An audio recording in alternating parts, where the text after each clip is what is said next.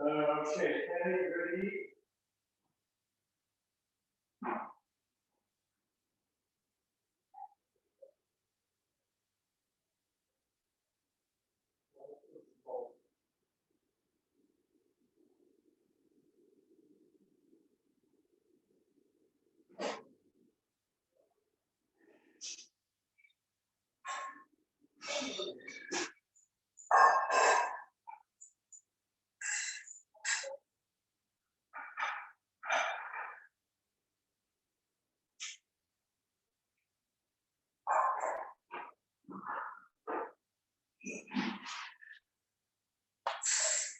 Oh, yeah.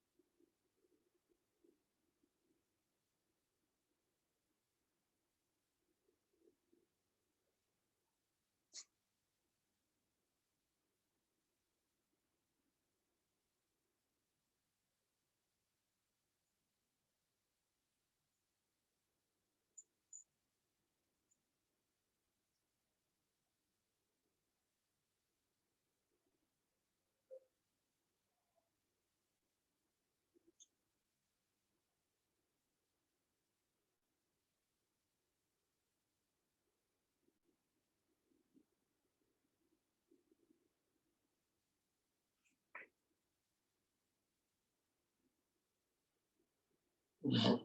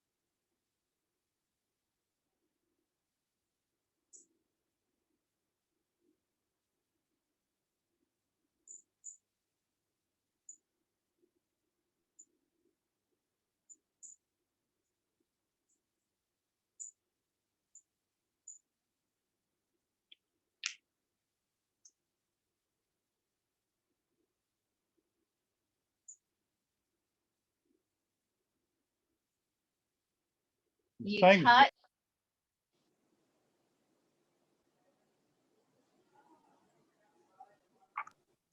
Don't forget, because otherwise they can't. Okay, our host has unmuted you.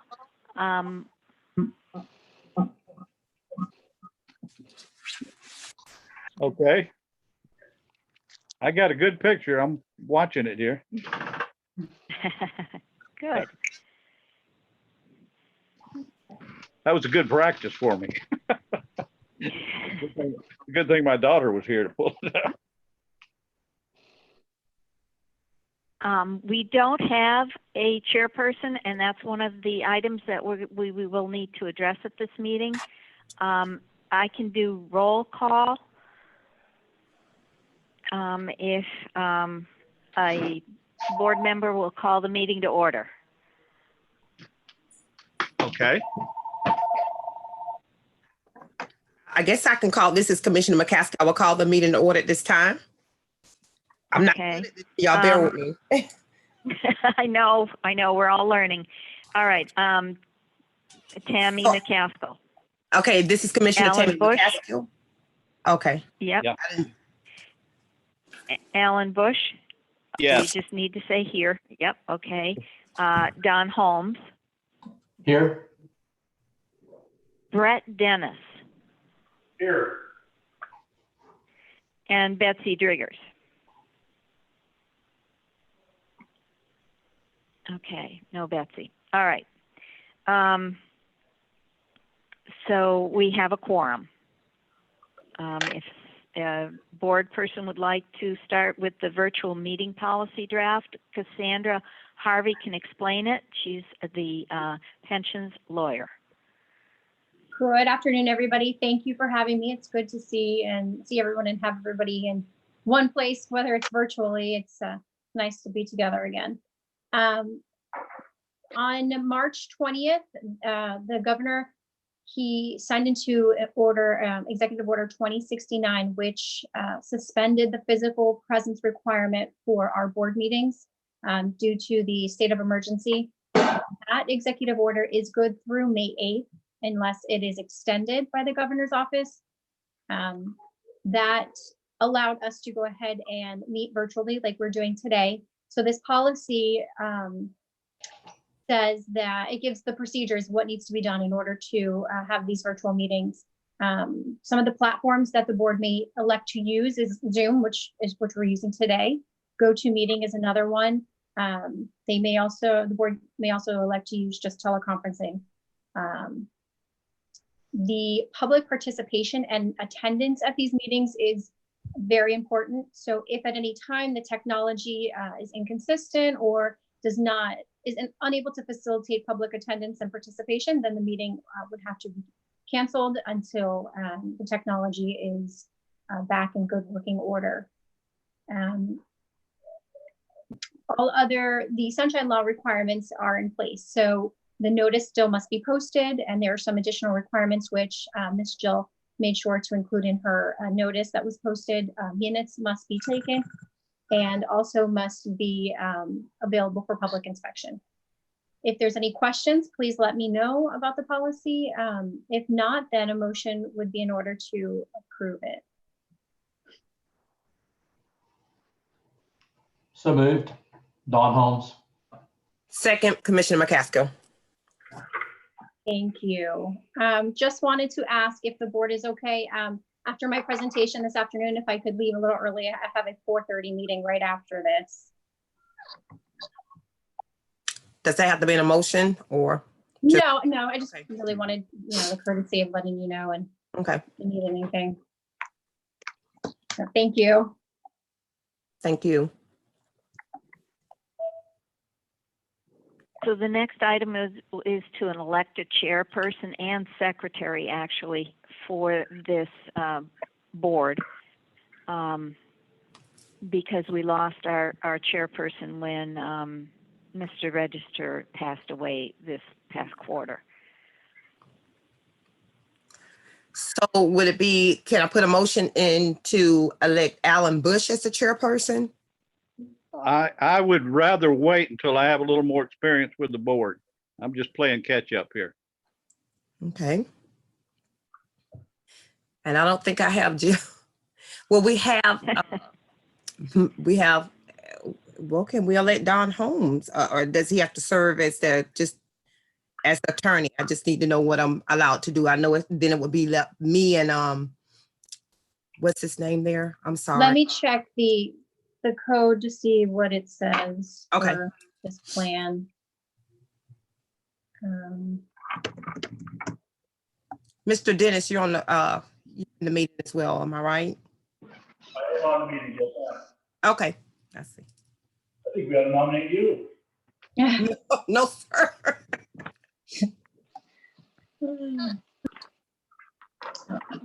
See.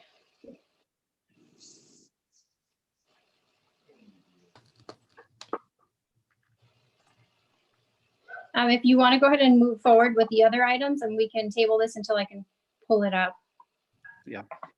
Thank you. No problem. So we have the approval of the minutes from the prior meeting of December 10th, 2019.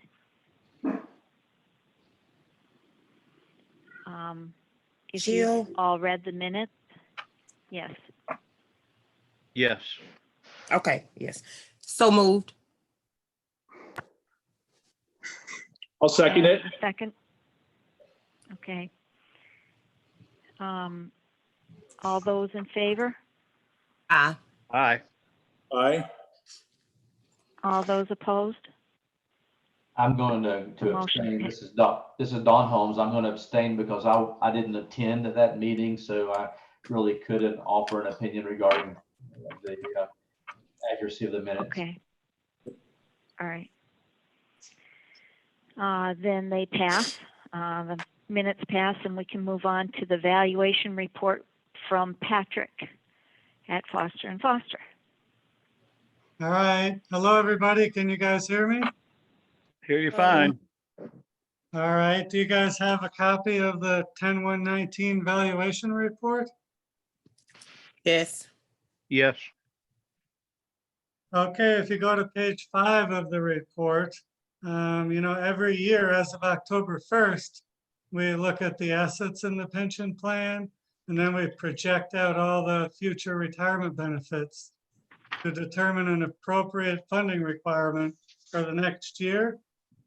And you can see that the cost went down a little bit between October 1, 2018 and October 1, 2019. And we always do this 1 year ahead so the city can budget. So the requirements in that left-hand column there are for next fiscal year, and the right-hand column are for the current fiscal year. So you can see the total required contribution went from 42.7% of payroll to 41.0% of payroll. And after the members make their contributions, the city goes from 36.7% to 35.0%. So that's nice, a little bit of a reduction for next year. A lot of that had to do with just the fact that there was more general employees 10-119 than there was 10-118. So the payroll was higher. And so some of your costs are fixed, like that payment to amortize the unfunded actuarial accrued liability. That's a relatively fixed. So if you have a larger payroll, then it now represents a smaller percentage. If you go back to page 25,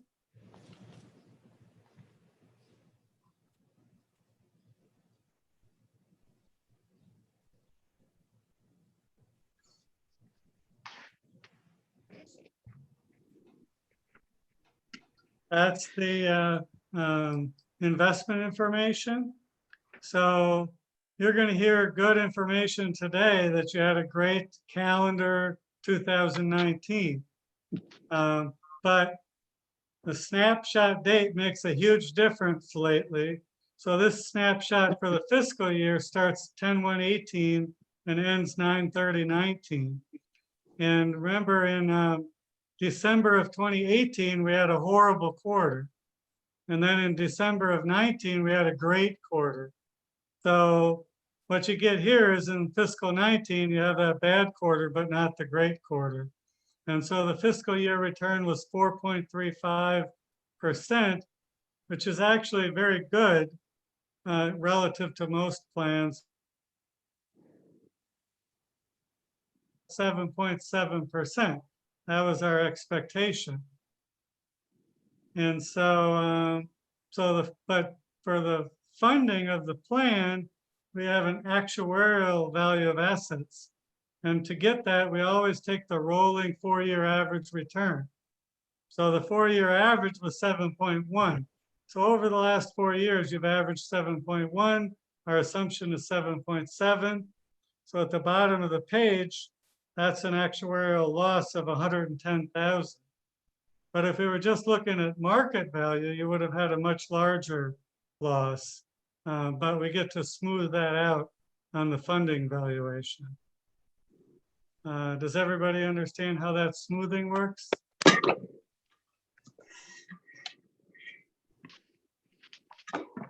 And Patrick, like, if you can let's just say we give a get, little- let's say we get a 0% return this year. You know, your 4-year average is still going to be, you know, roughly just under 5%. So the smoothing helps in a year like the one we're in right now. If we get a big loss this year, it's not going to make the city's costs go way up next year. It'll be spread out over a 4-year period.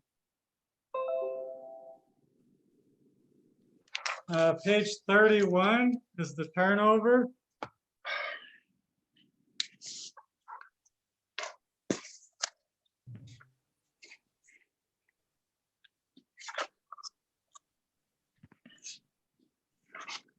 So at the top of the page, at the beginning of the year, you had 77 non-drop general employees and you had 7 people in the drop. So of those 77 people, you had 1 person terminate vested, 1 person terminated and just hadn't yet gotten a refund of contributions, and 6 people got refunds. Then you had 2 people retire and 2 people enter the drop. And then you actually hired 20 new general employees. So that's where I was saying you went from 77 at the beginning of the year to 85 at the end of the year. And in the drop, you went from 7 and you had 3 people come from, the 3 people retired, 2 people came into the drop. So you ended up with 6 in the drop.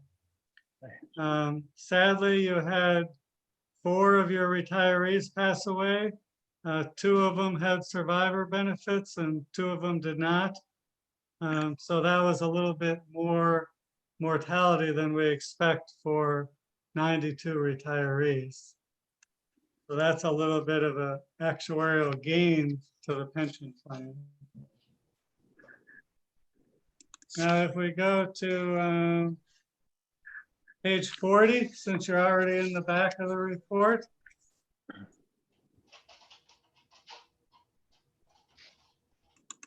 This is the GASB information, the accounting, and this is what the city puts on their financial statements.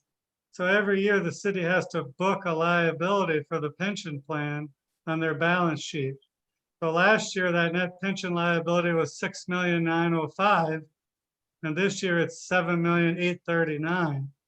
And so it went up, you know, almost $1 million. And that's because for the GASB accounting purposes, you can't use smoothing of the assets. So we had to use that 4.3% return to determine your, you know, how you did this year on the assets, which was a loss of, you know, almost exactly what this increase is in your net pension liability.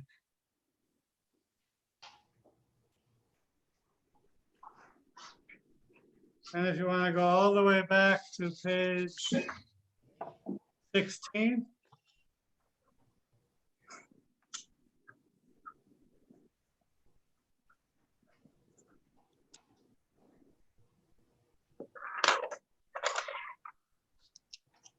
So from a funding perspective, with using the smoothing technique, our unfunded actuarial accrued liability last year was $7,127,000. We expected it to go to 6.8 million because we make a payment each year to pay that down. And in the end, it was 7,299,000. So it increased, actually not much from last year to this year. And you can see where those increases came from. The normal gains or losses for the year was 238,000. And then we made that assumption change.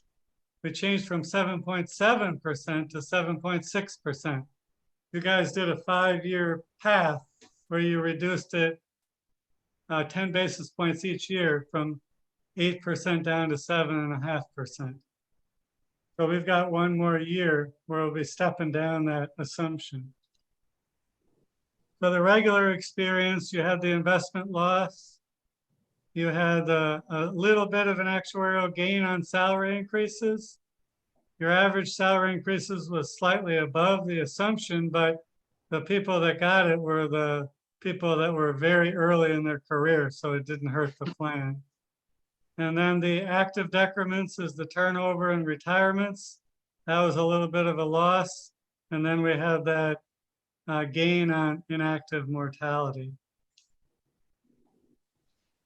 So then if we go to page 11.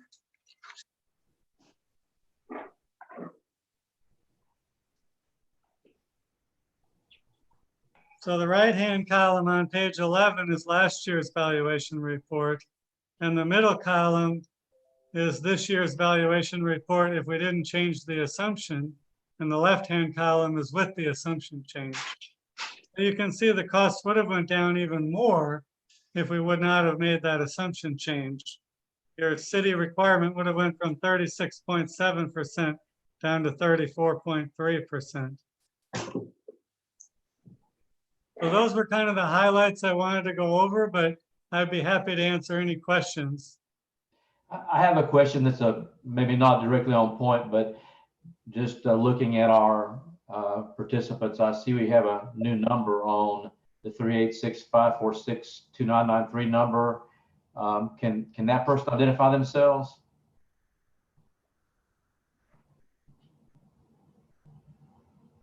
Does anyone know who that person is?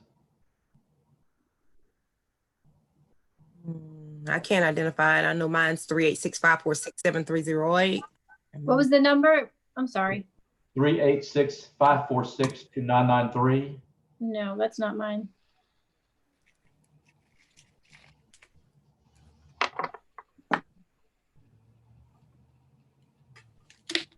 Just for purposes of the record, just might note that we have someone who's attending by that phone, and I I'm not certain who it is or how important that is, but just noticed that. It's Betsy. That's Betsy? Yeah. Betsy Driggers? Hello, that's Betsy Driggers?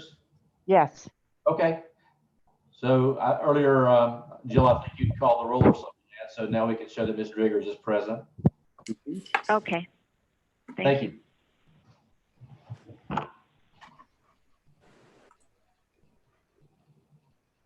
Well, if there's no other questions on the report, then the board should approve it by motion, and then it'll be official for the city, and I'll send it to the state.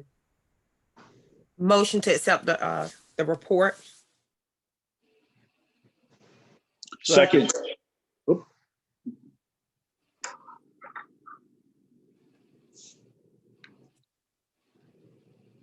So the motion has been made and seconded. All in favor? Aye. Aye. Aye. All opposed? Motion passes. All right, that's all I had.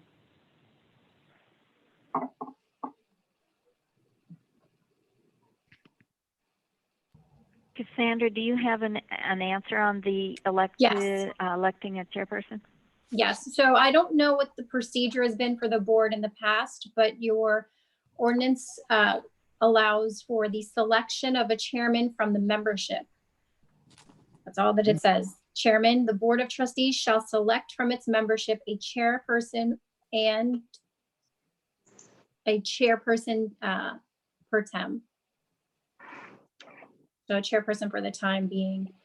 Like I said, I don't know how the board has previously elected or selected a chairman, but you have the option of selecting it from the membership. So with that being said, I would like the motion for Donald Holmes to serve as chairman of the board. I will do it, but I have to also confess that this is my first meeting, so I'll have to come up to speed pretty quickly. But if that's the wishes, then I'll do it. Well, I think Jill helps out a lot, and you have us to help out also.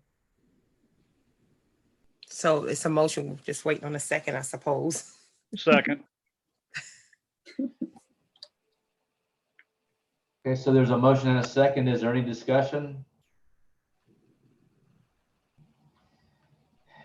If not, then all in favor say aye, please.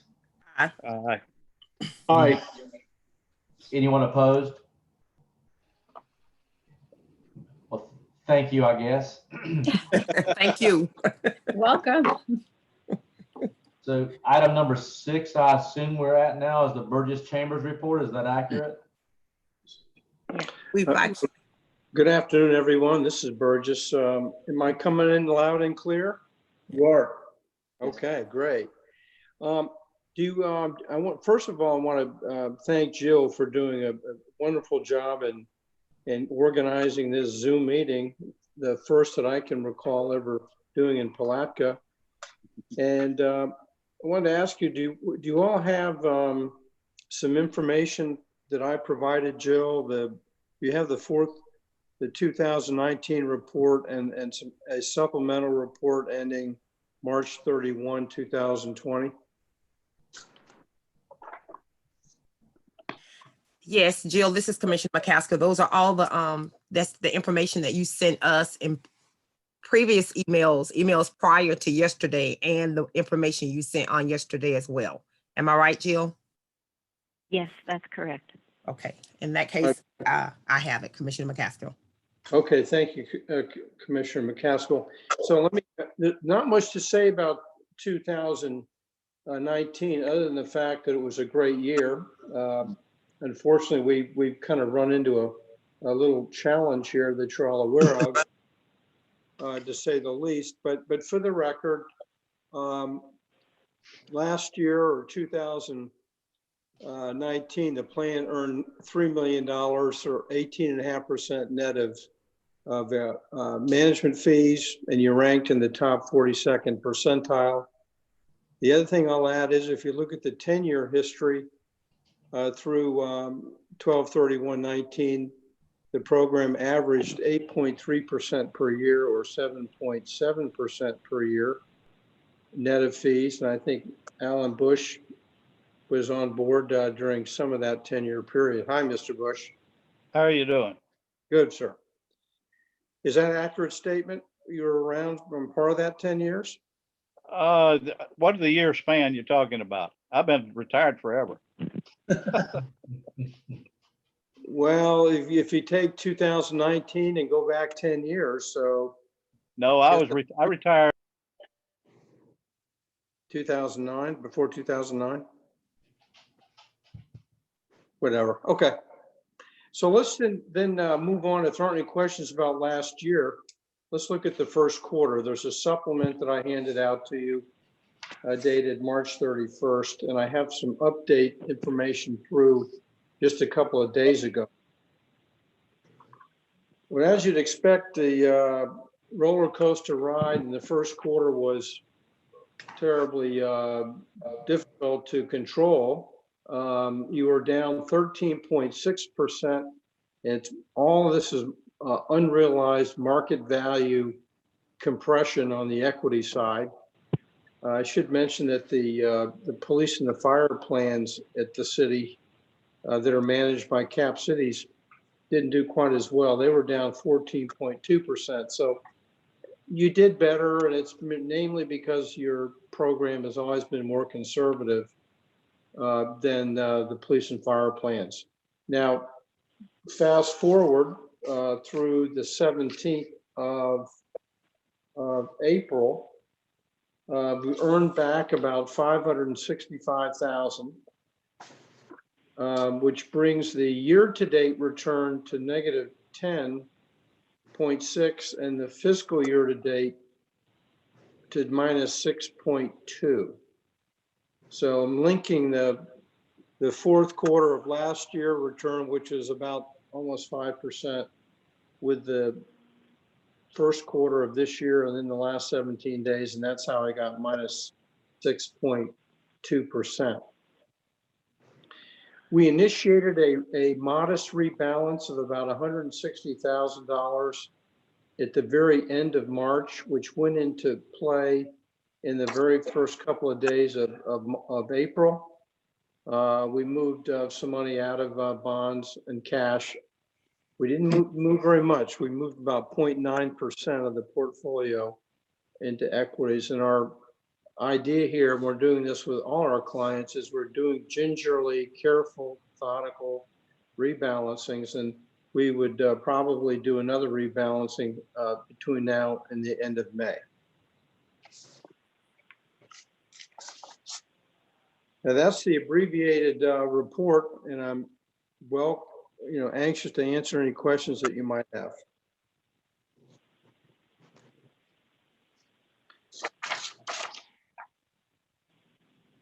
Anyone have any questions for Mr. Chambers? Yes, sir. Anyone have any questions for Mr. Chambers? I do. I guess it's just a question. Do you think there's some opportunities out there right now?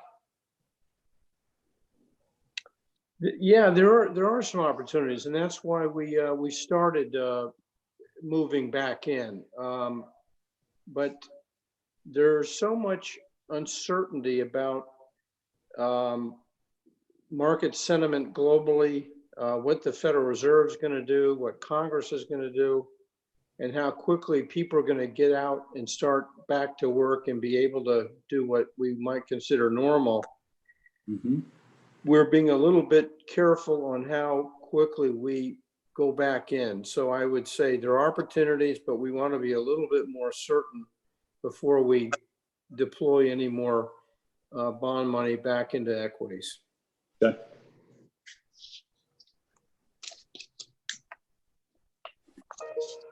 And just to add on to that, your asset allocation at the end of as of April 17th was 60.8%, 60.8 in equities.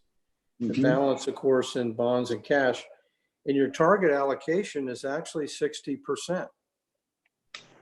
So in equity. So we're not, pretty much right now, right at the target. Mhm.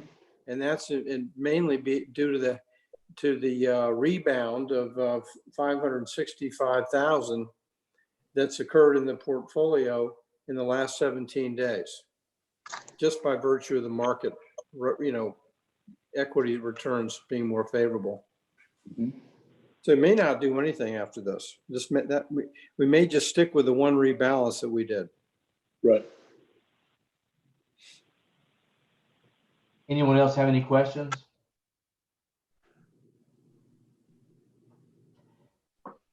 If no one else has a question, thank you, Mr. Chambers. We appreciate that report.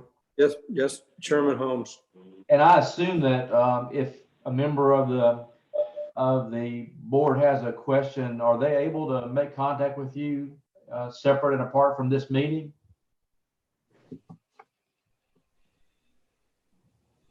Mr. Chambers, can you hear me? Yes, you mean, if you'd like to give me a phone call? No, I'm just asking if a member of the board has a question after the meeting about some aspect of it, who is the contact person they would get in touch with? Well, with my firm, probably the best person is me. I'm up and I can give you my cell number. It's you need it? I don't know if this is a public meeting, if you want to do that publicly or not, but perhaps if we could have that number, maybe Jill has it or whatever, then just in case someone has a question. I don't know that they will, but just in case. Well, that's a wonderful idea. I'm going to email my cell number to Jill Kaiser, and I'm operating remotely and have been for 6 weeks in the entire office of 11, and we've all been operating remotely. I appreciate that, and I certainly understand your desire to be safe. So that would be welcome. And there's a lot to absorb here. And Mr. Bush is a numbers fellow and always has been. I majored in finance, but it's been a long time since I dealt with the numbers on this scale. So if someone has a question after looking at it, just was hoping we might be able to have an opportunity to give you a call and ask a question. I welcome that. All right, great. Does anyone else have any question right now? No, sir. Then thank you, Mr. Chambers. We appreciate that. Yes, sir. And we'll move on to number 7, which I guess is Ms. Harvey. Is that correct? Do we have to accept the report? Yes, ma'am. Okay, motion to accept the Chambers report. Okay, we have a motion. I apologize. Okay. So we have a motion to accept. Do you have a second? I'll second, Brett Dennis. Okay, have a motion and a second. Any further discussion? All in favor, please say aye. Aye. Aye. Any opposed? Okay, we'll consider that to be unanimous. And now we'll ask for Ms. Harvey to step forward. Yes, thank you. Thank you for having me today. I was kicked out of my remote server, so I don't have the agenda in front of me, but I don't think there was any particular order of the items that I wanted to discuss. Since the last meeting, lots has gone on. One is in Florida, the notaries may now remotely notarize documents. So effective January 1, 2020, the new law passed allowing Florida notaries to register and become remote online notaries if they choose to be. And what that means is a notary can notarize a document where the individual looking for the notary is in a remote location. So they can do it over audiovisual technology like Zoom and other software platforms recognized by the state. Of particular importance to the pension plans, I think, is when it concerns power of attorneys. So every so often, a plan will get a power of attorney. It will generally go through the plan administrator, and that power of attorney will ask the administrator to do certain things. If that power of attorney asks the plan administrator to change a beneficiary designation. They need to be aware how it was notarized. So if it was notarized remotely and the principal and the agent were in two separate locations or remote from each other, that action to change the beneficiary cannot be done. Does that make sense? Yes. Yeah. Okay, good. Because I know it's a mouthful for me, so I just want to make sure I'm communicating it well enough. So that's that, and then it's also so the journals are not hard copies anymore. They're video recordings. So a third party, such as the board, if they get a power of attorney and they may request the electronic journal of the notary. If the journal cannot be produced, then the administrator of the board may reject that power of attorney. So those are three different things that I think really apply to the pension plans with this new law. Also, the forms, the board's forms will need to be updated to include, it's just a very simple change, just a checkbox that says whether the document was notarized in the physical presence of the notary or whether it was done via remote online notarization. So personally, I do a lot of them in the office. I do a lot of the powers of attorney. I review them. I haven't seen one yet that was remotely notarized. I imagine that they will be coming sooner rather than later, especially with what's going on. So if you have any questions, always let me know and we'll be happy to go over the power of attorney with the administrator. Are there any questions on that? This is Commissioner McCaskill. Yes. So it looks as if we have to do, if we want to do that, if an individual wants to do that, they have to take an additional 2-hour course. So there is an additional course. Unfortunately, I don't have the memo in front of me, but I think it was 2 hours, if I'm not mistaken. There's a registration fee, I think. Looks like $10. Yes, that's what it is. And then they can charge up to $25 for the remote service. Right. Yeah, it's an additional course and a bond, an additional bond, I believe. But I think actually that's a really great idea now with what's going on. People don't meet face to face anymore. So that's it's a nice service. Are there any other questions? Does anyone have any questions of Ms. Harvey? Nope. Okay. Ms. Harvey, I think you indicated you wanted to be able to leave as soon as your portion was completed. Is that correct? That is correct. I do have 2 other things that I just wanted to go over with the board to see if they have any questions. Okay. One of them is the CARES Act. That was passed, I think it was March the 27th. There are some aspects of the CARES Act that affect the pension plan as well. One of them was the 10% penalty for early distributions from your retirement plan. So if you take an early distribution before 59.5, there was a 10% early withdrawal penalty. That penalty has been temporarily waived for calendar year 2020 for any coronavirus related distribution, so long as that distribution is at under $100,000, so $100,000 or less. And a coronavirus related distribution would include if you're diagnosed with coronavirus, your spouse or dependent. Also, if you are quarantined and you need your funds are not coming in as usual, if you have reduced hours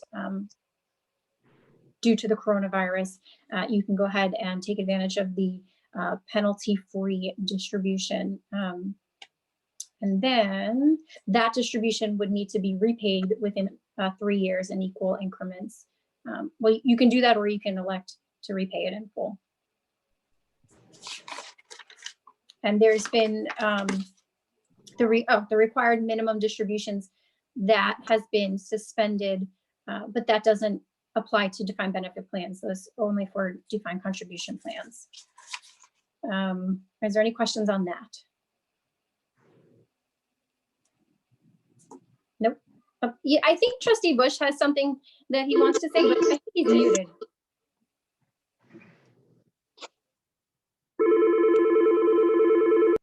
Okay. So with that, in a similar vein, the required minimum distributions was changed effective 2020, I'm sorry, effective January 1st, 2020. It was increased from 70.5 to 72. So now you can leave your money in your plan, your retirement plan, until you're 72. And that's provided you haven't already turned 70.5 by December 31st, 2019. That was part of the Secure Act that was passed last year. And with that, we updated the plan document to reflect those changes. I don't know if you've had an opportunity to review it or not. Has everybody been able to see that ordinance change? Yes, I've been able to review it. Okay, so it's just, it updates the 70.5 to 72 for the required minimum distributions, and it also allows the plan to make other ordinance change, not ordinance changes, but to maintain its tax qualified status by adopting policies rather than making ordinance changes. If the board has had an opportunity to look at it and they are so inclined to approve it, a motion would be in order. That's where. So moved.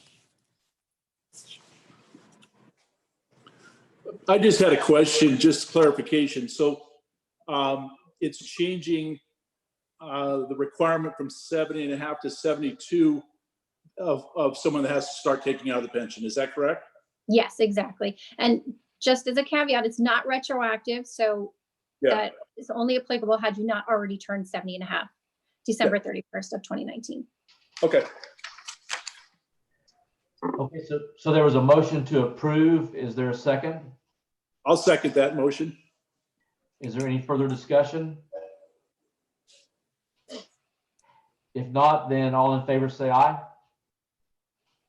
Aye. Aye. Any opposed? We'll consider that motion to have passed. Great. The last item I think we had on the agenda was the cyber insurance policy. Is that correct? It is Yes. the next item, item 8, correct? Okay. We do have a couple items after that, though. Right. So I think, I know at the previous boards, it was on the agenda because they wanted to talk about the premium and what it covered. Is that the same for this board as well? Yes, please. Okay, Jill, if you could take over on that one because I lost connection to my server. Sure. Thank you. The police board just decided at the meeting before this that they were going to recommend that to the commission, that the commission make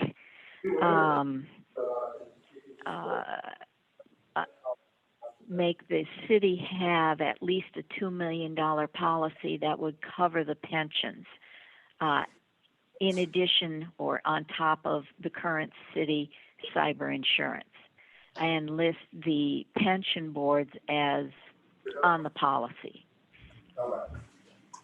But you should also have in your packet an example of the different costs of a pension, a cyber liability plan strictly for the pension itself. And the cost of that for a $2 million policy was $1,250. And they also gave options for a $5 million policy. The $2 million had a $2,500 deductible, basically.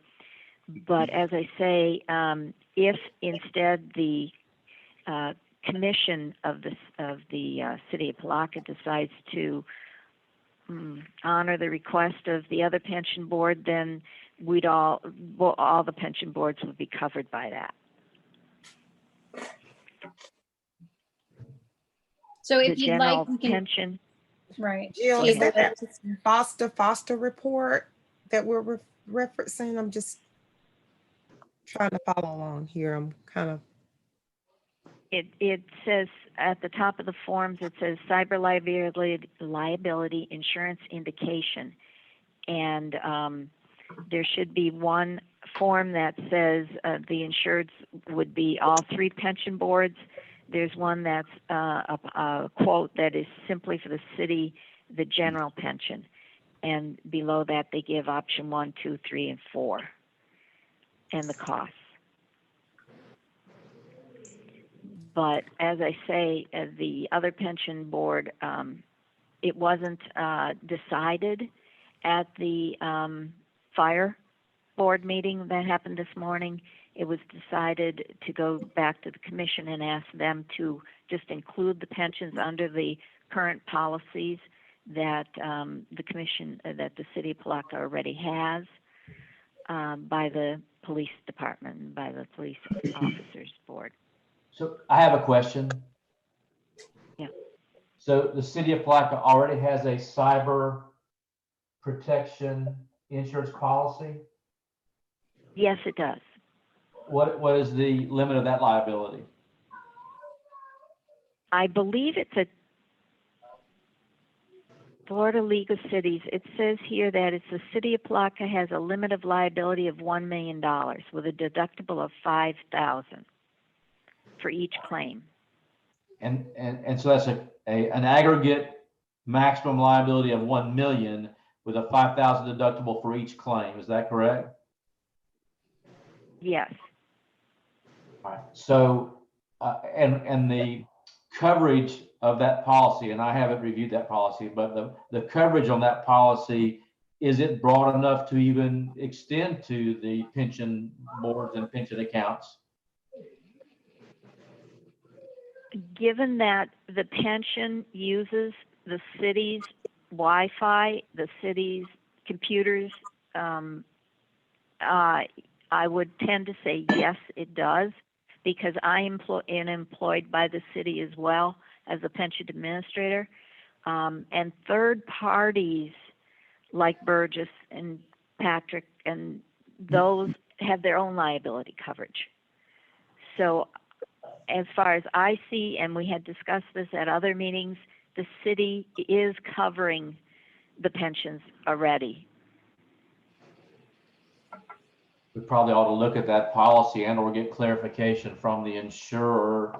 But even if we did, then you're talking about a maximum of $1 million in aggregate. And is $1 million thought to be sufficient?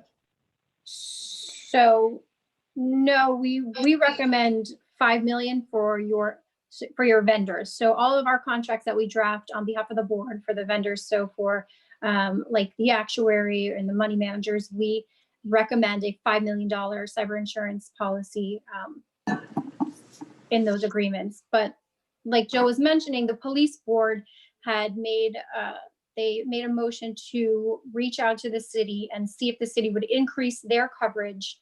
I think it was like to 2 million and add the boards as additional insureds on their policy.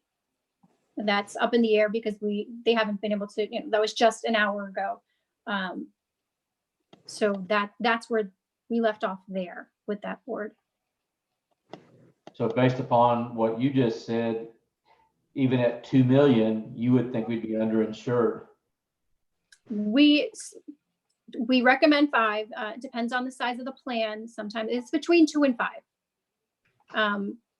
But you have 3 boards under the city, in the city. So we'd have to look at the numbers to see what an appropriate amount would be for 3 boards.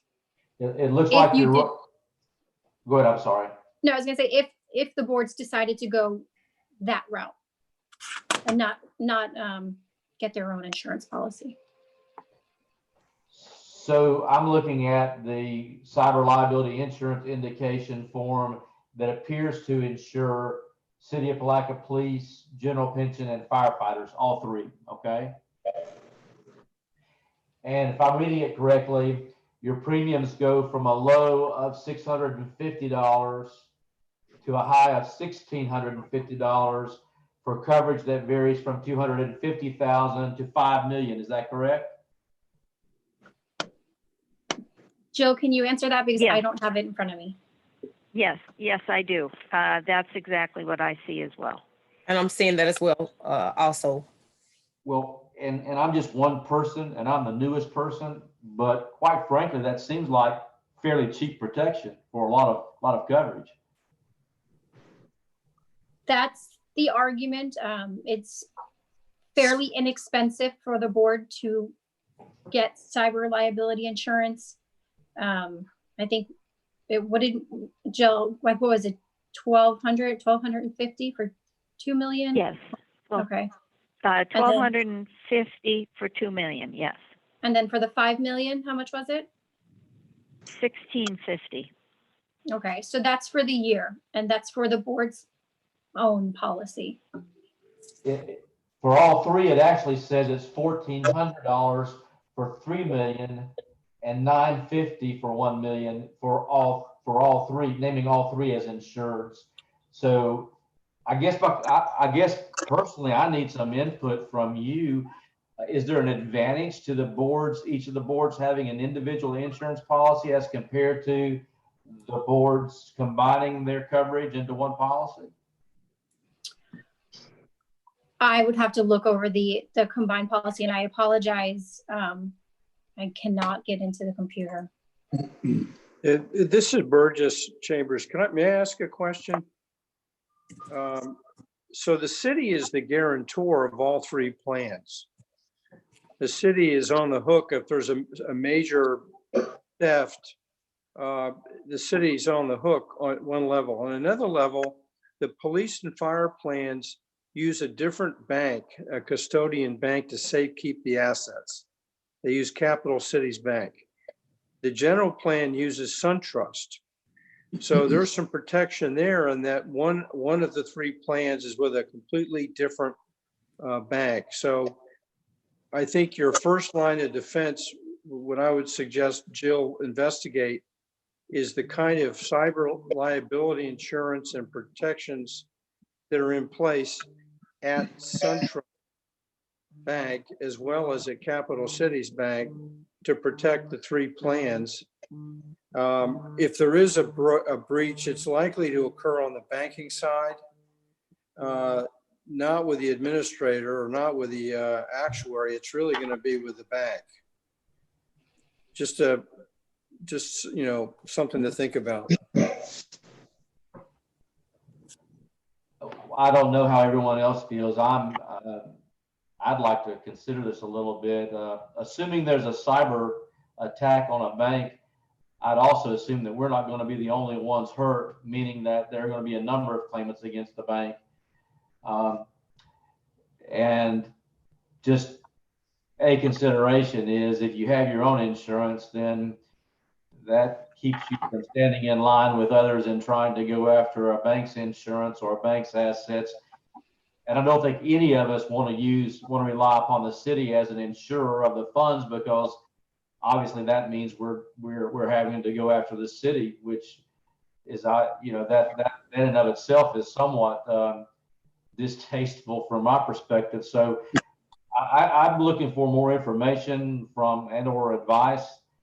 But from my perspective, as I said, some level of insurance protection for the boards would appear to me. Or if the city wishes to increase its insurance liability to a sufficient level so that it could cover cyber and make sure that the boards are all considered to be insured under the city's plan, then that's viable too for me.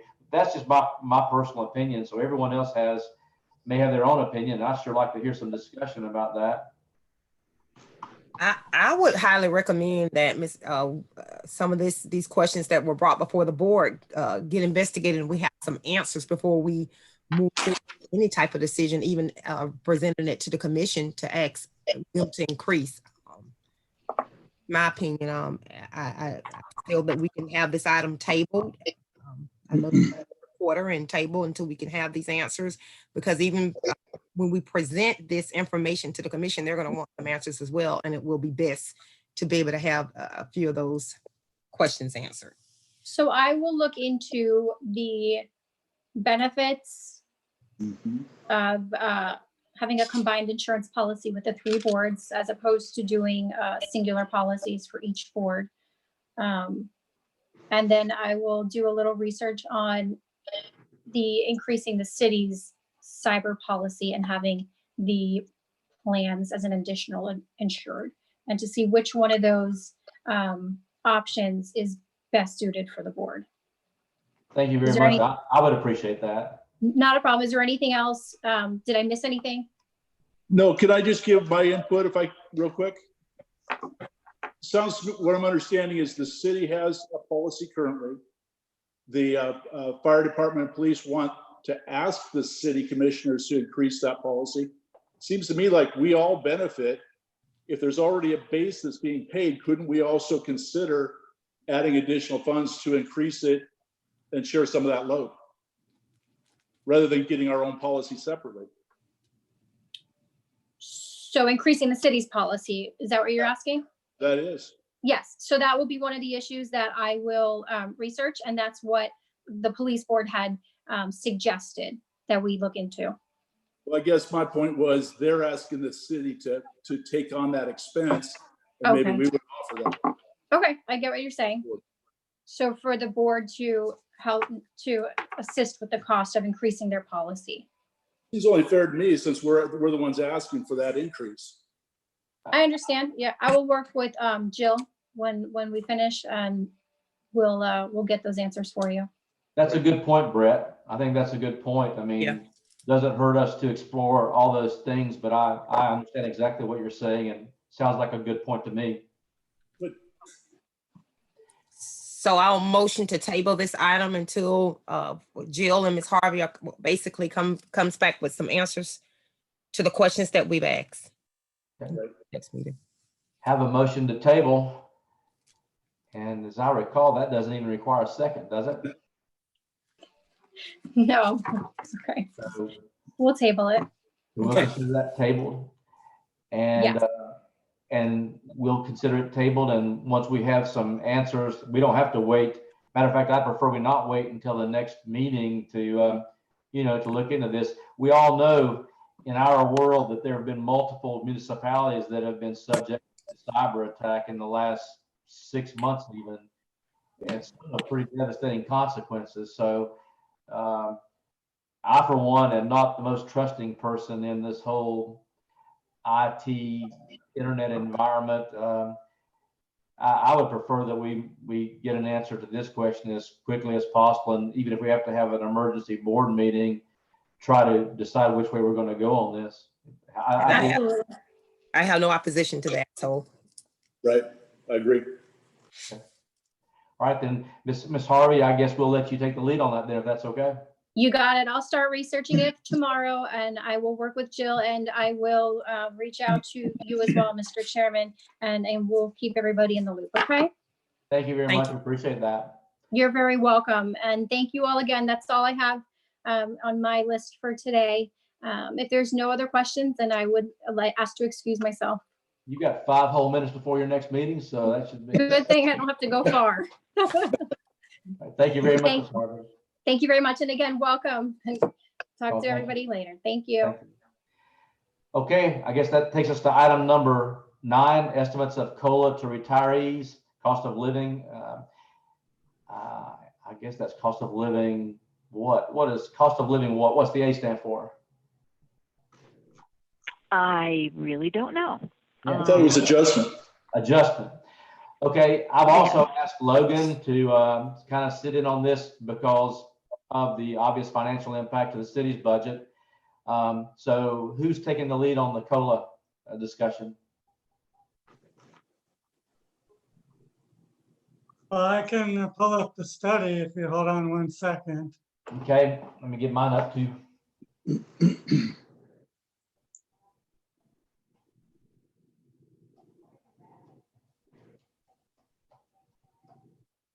Yeah, about a year ago, we were tasked with looking at providing this. And basically we said that the monthly benefit received by all retirees, joint pensioners, or beneficiaries who are receiving a benefit on October 118, we would increase it by 1% for each full year they've been retired, but not greater than a total of 5%. And anyone who entered the drop on and after October 1, 2013 was excluded. And so basically, as you said, everybody's retirement benefit, if meets that criteria, would go up. It would just be a one-time increase. It wouldn't go up every year, but it would stay at this new higher level. And so when we did that, it increased the city's funding requirements by 1.9% of payroll. So, in the new evaluation report for next year, the city's cost is going to be 35% of payroll. So if we did this one-time increase to the retirees, it would go up. It would go up to 36.9% of payroll.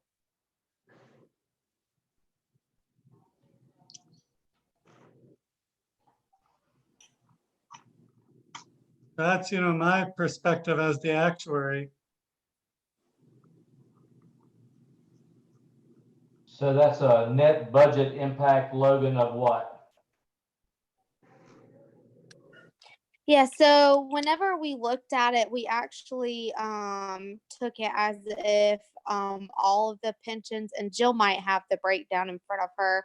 I do not, but if all of the pensions decided that they would want to participate in this COLA, we would be looking at somewhere between $100,000 and $120,000 city would have to come up with.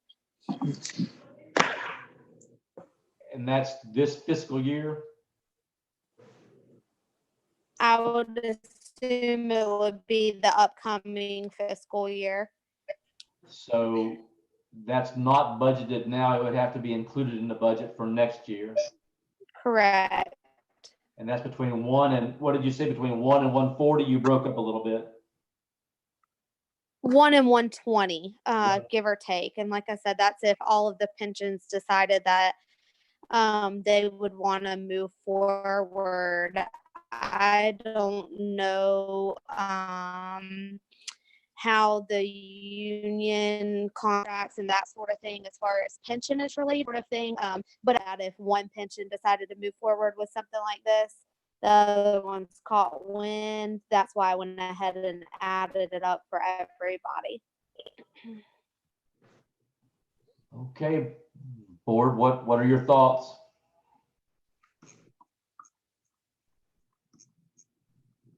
What did it say as it relates to beneficiaries? Kind of enlighten me on that again as well. Did you say something about that, Patrick? Yeah, we included basically anybody receiving benefits.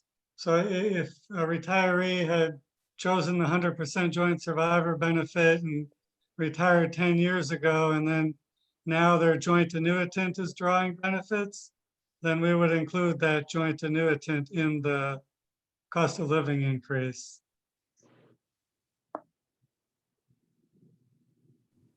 So I guess my next question, and forgive me if I'm just not getting it. We're asking to move forward with this for the next fiscal year, because right now we hadn't, we can't do it. It's not budgeted for this year. Am I right again? Yeah, well, the benefits would probably be, we would have to do an ordinance to do this, and the city commission would have to adopt the ordinance.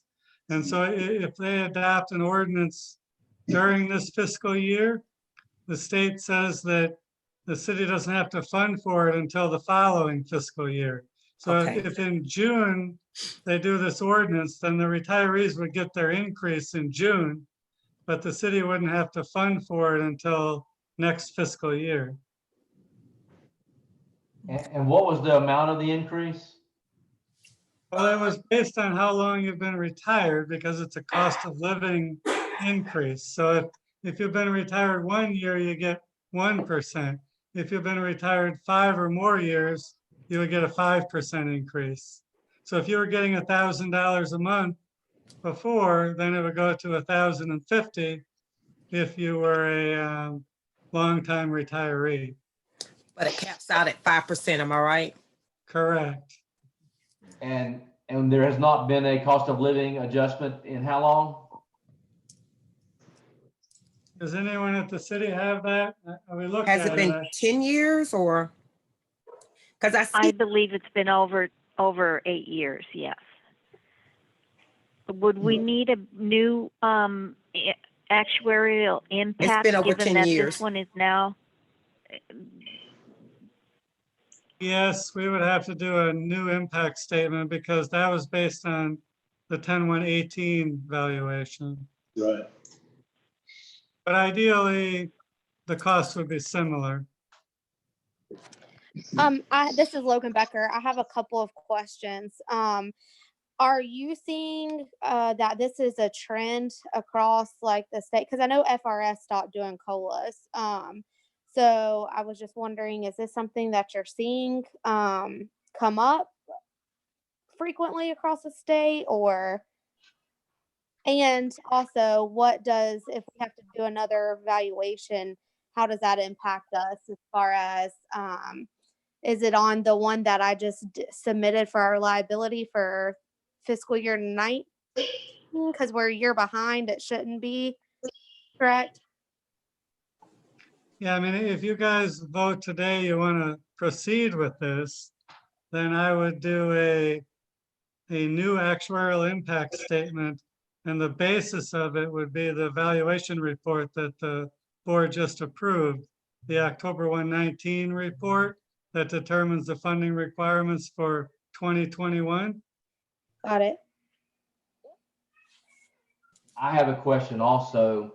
Logan, do we have any clue how our revenue is going to be affected by the economic downturn? And I understand we've got ad valorem taxes that I assume won't be drastically affected, other than I would assume also that you won't have properties value increase to any degree. But how about sales tax revenue and other sources of revenue? Do you have any ability right now to even offer a general opinion about how you think our budget's going to be next year? I mean, I can offer a general opinion, just from what I'm seeing and what I'm gathering across the state, with some of us in a group, kind of talking about it, that sort of thing, being plugged in, is that obviously sales tax, utility taxes, you're going to see fuel tax decrease. So there's a lot of uncertainties right now going into next fiscal year, and honestly closing out this fiscal year. We might see somewhat of a miss as far as our revenue targets. Property taxes are ad valorem. Luckily, it's a year behind that we see the collection of it, so we can we'll be able to project a little bit more accurately on that with the property appraisers. I'm just, talking that kind of money with retirees and not knowing if we're even going to be able to give our current employees anything at all. It's just hard for me to come up with the right answer as far as, okay, well, let's add $120,000 to our budget whenever I understand that it's going to, even though it's a one time, we're going to have to upkeep that distribution or that amount. So it's going to essentially be a recurring cost. And I just feel as if things are just so uncertain. I may end up having to make some cuts, but then have to put this in the budget. There might be some tough decisions that are going to have to be made if this was to be pushed through, I can tell you. And based on that, that's where I will be reluctant to move forward with this. So that was a good question. And that's just, considering that, I just would be hesitant to move forward with taking this action. I'm afraid I would be too. I don't have a good feel at all for how we're moving forward in this economic downturn. I suspect that there's going to be some challenges ahead for the city in the general field of the budget and expenditures. There's nothing to keep us from addressing this at any time, is there? I mean, if we decide to look at this 6 months from now or anything like that, there's not, or sometime in that time frame, we don't have to wait any particular period of time to do that, do we? Other than it has to be in a budget for, and as a matter of fact, let me ask this question, Logan. If we think that our impact is between 1 and 120, we're putting the new budget together, can we, as one of our scenarios, look at the possibility of plugging in a budget item for the COLA increase and see what it does to your overall budget plan? Absolutely, especially because, they say that you can fund it the fiscal year after. We could do like a scenario as if we were to allocate this across some of the funds, or allocate the expense, excuse me, and we can see what the scenario looks like, and then bring back to the pension board, bring back to the commission when we do those one-on-one budget workshops type thing. So I can definitely put that in. Commissioner McCaskill or Board Member McCaskill, what are your thoughts? I would say the same. And I think we have the leisure to call a meeting and take action at any point with this board. But I would say do just that. Wait, not move forward right now. I'm sorry. One thing I was going to point out is that it looks like 2004 was the last time you did one that I can see. So that was 16 years ago. Yeah, well over 10 years ago. That's what I went back and looked at the memo.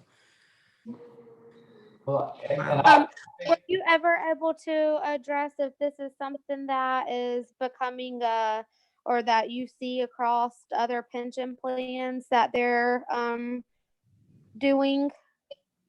Well, the only one that I've done probably in the last year or so is I believe the city of Gulfport did it. So it's not a trend or anything. Boards just periodically, like yours, if it's been a long time, they look at it. So yeah, it's not a hot trend, but it's not that unusual.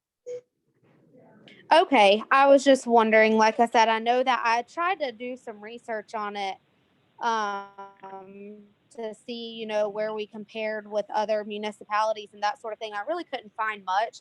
But obviously FRS is a big one that people reference quite, often. And I saw that they had quit COLA. So I wasn't sure if that's something that maybe everybody was steering away from on retirees, or if that was just, one plan's option. And when did they stop that, Logan? I'm sorry. FRS was a automatic every year COLA, and they eliminated it, but they basically, it was like 10 years ago that they eliminated it. But they said that if you worked 10 years before and 10 years after, then you would get half of the 3% COLA. So that they phased it out as best they could. But that was an automatic every year COLA. And yes, we don't see much of that anymore because it's a very expensive item. So yeah, we definitely have seen a lot less of those automatic COLAs. So has there been enough discussion so that someone feels comfortable in making a motion? Well, what direction do we take? I mean, if we're just we're deciding not to take action on this item, do we just my understanding? Do we get the, I'm sorry, I apologize. I'm sorry. Go ahead. My understanding was that at this time we would not move forward to approve a COLA, but we would ask the finance director to build in a scenario into the budget process, which, as we know, is about to begin. Impact. And to see how the budget might look with a projected increase of, I think Logan said that she was contemplating that if the general pension fund, if we provided a COLA there, then the other funds might want one also. So she was going between 1 and 120. So I thought the process might be to have her plug in a couple different scenarios and Yes. see what the budget looked like. And if it was just a non-starter from the beginning, then we'd know. And on the other hand, if it looked like she had the ability of putting that in at some level, we could address it at that point before the budget is adopted. But maybe I was not understanding the thought process correctly. So You were Don, Mr. Holmes. I kind of got the strike that had some text going on as well, but that is what we decided, agreed upon, because you asked me my input on that. And I would say a condensed version of that, Jill, if you got it, and the rest of the, Mr. Dennis, were you able to understand that motion? I do understand it and I agree with it. Okay, so moved. I second it, yes. all in favor, say aye. Aye. Anybody opposed? We'll show that unanimous then. And so Logan, you understand what we're going to try to do? Yes, sir. Okay, great. Thank you. Okay, I guess that takes us to expenditures under item 10.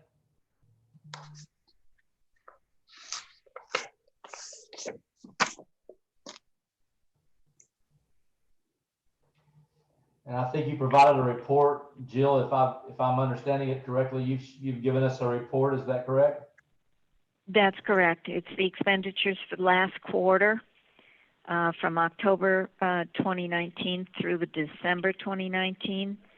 And it just for your information, but it needs a motion to be passed that you accept those expenditures.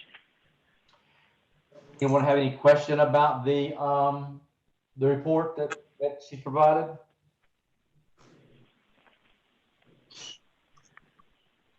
I do not. Anyone else?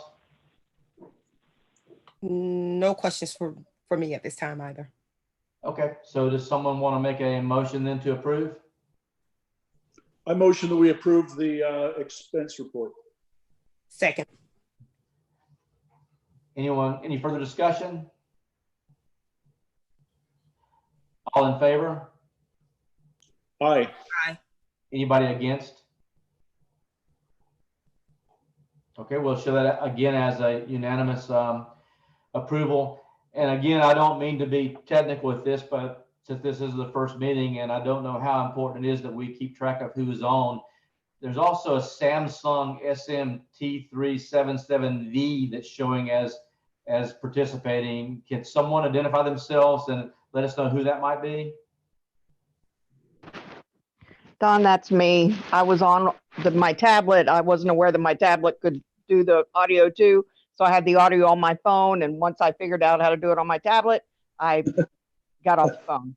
Okay, absolutely, no problem. Just again, trying to make certain that we had a record of who was in attendance. So is there any more question about expenditures then on item 10? If not, then I guess we'll move to public comments, and I don't see anyone on here who's unaccounted for, but are there any public comments? I will need to check the YouTube Live to see if there's any comments there. No, Courtney is telling me there are no public comments out on YouTube Live in the chat feature. Okay. Then is there any other business to come before the board? Then I also would like to thank Jill for her prowess in setting up the Zoom. I think that it's functioning relatively well from my perspective. I hope from everybody else's perspective also. And if there's nothing else that anyone has to bring before the board, then I'd like to thank all the participants, Mr. Chambers, and I guess everyone else that we have appearing, and I guess at that point I'll call for a motion to adjourn. Motion to adjourn. Second. All in favor? Aye. Thank you Aye. very much. Thank you, Don. Thanks, everyone. Thanks, Don. Everybody you're welcome. Everybody stay safe, and we'll talk later, I'm sure. Thank you.